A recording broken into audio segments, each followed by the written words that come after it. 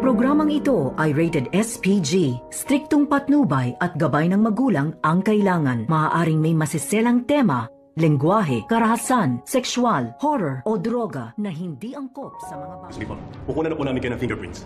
Sumunod po kayo sa akin.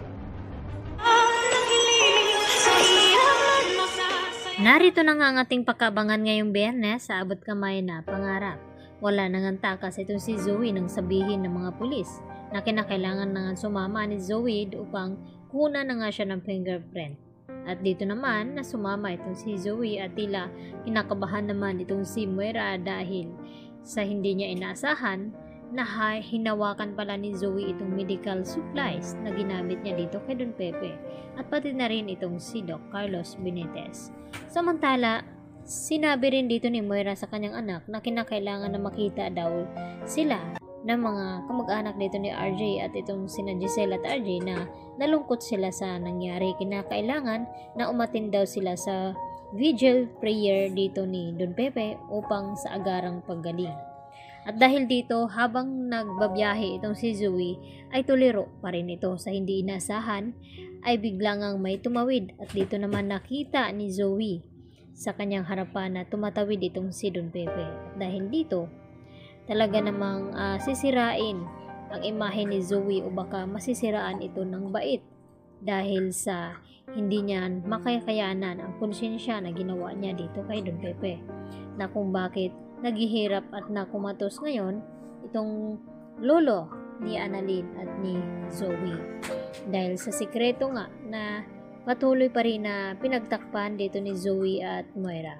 Samantala, dahil nakatakas nga itong mga kasamahan ni Balahadja, ay may isa namang tao na patuloy pa rin na hinahanap ngayon. At ito na ngang si Dax. At dito naman, na natsambahan ng mga pulis at nahuli at kinakailangan na aminin nito kung sino ba talaga ang mastermind sa pagkidnap dito ni Don Pepe at kung sino ang tumulak nito. At mapipilitan naman itong si Dax na aminin dito kay RJ at sa mga pulis dahil iniipit na nga siya nito. At lalo na ang inutos dito ni Moira na siya din ang nagpapapasok at inuutusan namang loob dito naman sa bahay ni Carlos at saktan itong si Lynette. At galit na galit naman itong si Moira nang makaharap niya itong si Dax dahil traitor nga ito. At mapapatunayan na nga nila na ito talagang si Moira at Zoe ang may pakana ng lahat sa nangyaring aksidente dito kay Don Pepe. At magugulat naman itong si RJ dahil pinagkatiwalaan niya nga itong si Zoe at hindi niya inasahan na maaari palang gawin ni Zoe ang mga iyon.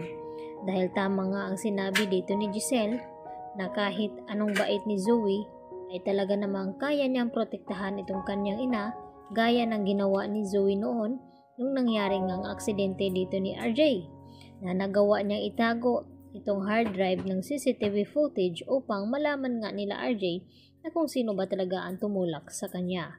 At ito na ngang si Zoe at Moira ang may kinalaman nito.